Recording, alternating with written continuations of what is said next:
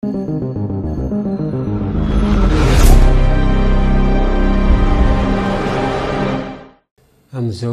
vanim-potoana Covid-19 zao a dia ampatsivina foana tsika hoe mbola tsy foana aloha zany a maneran-tany zany coronavirus zany.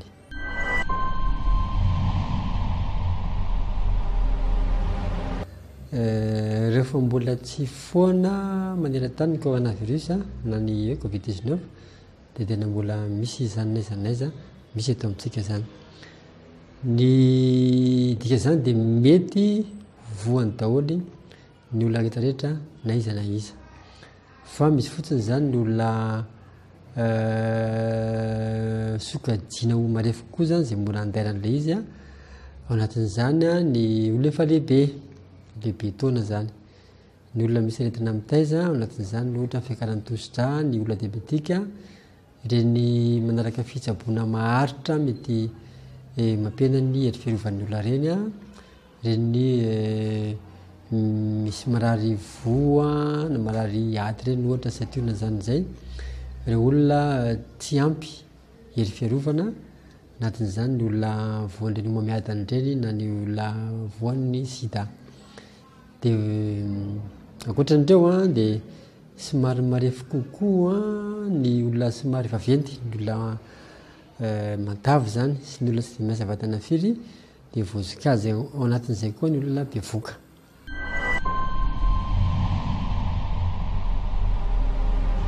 Fisehon'ny coronavirus dia miseho amina hoe serisery, kokoaka, marary-doha, marary tenda, mety reraka be, malaikomana, mety mivanana koa marary kibo. Zay zao le grippy zao zay, fa ohatran'izay koa ny coronavirus arakaraka ny olona.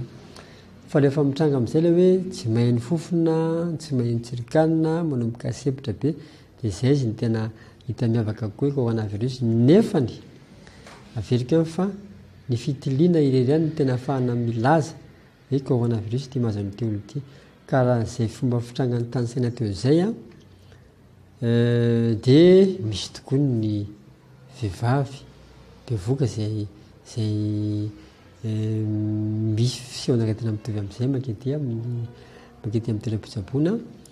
Ty le andihan'ny fahatelo ty le troisième vague ty raha oharina amin'le tamin'ny andihan'ny voalohany le andihan'ny voalohany matetika ny olon-dehibe ny tena voany dia ny andrian'ny vohatra. Tamin'ity indray voa daholo na ny lehibe na ny ankizy sady voa daholo na ambany vohatra na andrian'ny vohatra. Le fahity fotsiny indray aingam-pifindra be kokoa ty raha va misy voa anankiray dia voa daholo ny eran-trano, voa daholo ny mpiara-mianatra, ny mpiara-miasa, ny mpiara-mivavaka. Fa saingy kosa ty indray ohatra mora fehezana, izany hoe rehefa mamonjy dokotera ny olona dia mahazo fanafody, dia ny ankamaroany zany dia mba tsara daholo zany.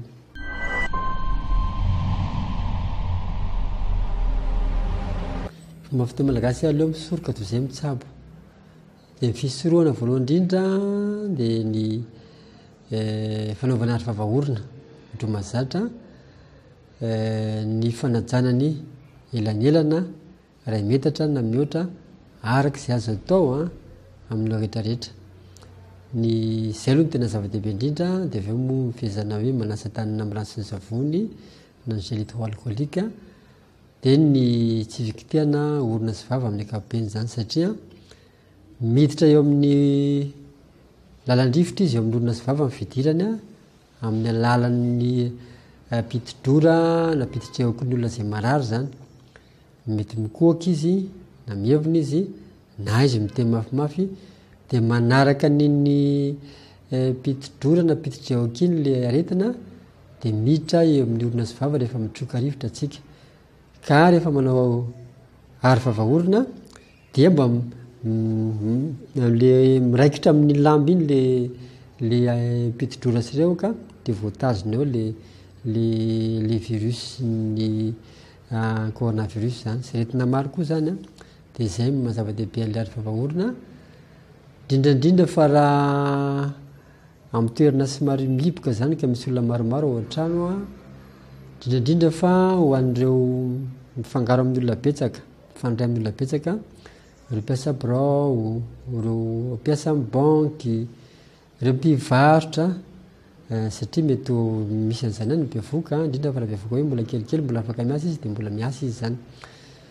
Dia raha ny tokony izy koa zany nampisaiviny ity, tokony efa nanao vaksiny zany, hitanina foana zany ny vaksiny, raha tamin'ny mbola tsy bevoka zany dia mialatsy foana zany iny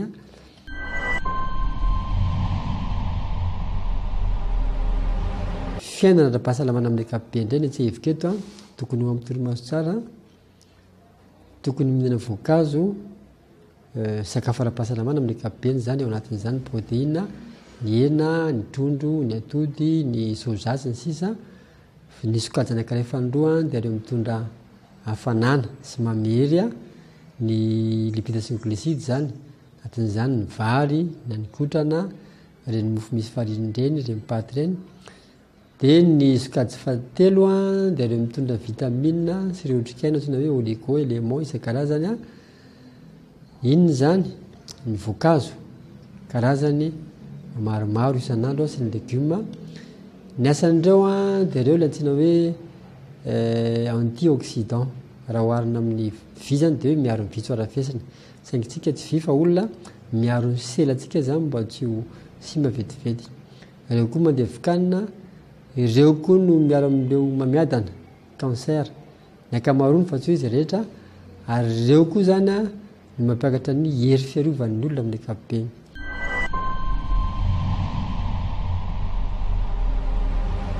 Dia tsy ahivina ihany zany rehetra anatin'izany bevoka izay resantsika eto hamonjy tobim-pahasalamana raha vao misy endrika tsy fahasalamana na manahoana fisehony.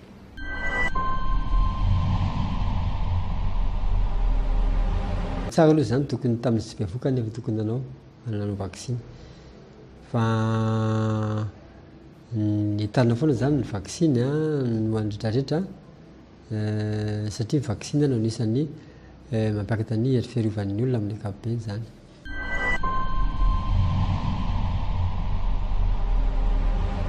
Arasan'atrika voan'ny corona ny vehivavy bevoka, dia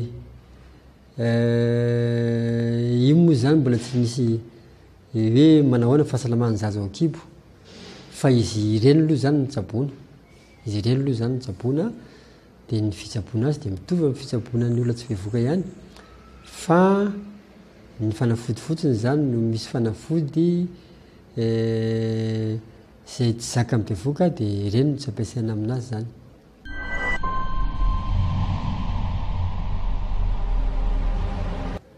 Ny aretina amin'ny ankapobeny mihitsy na manahoana izay mahazony drenina dia mety mahatonga ny fahafahanjaza, na aretina manahoana zany na manahoana anatin'izany coronavirus.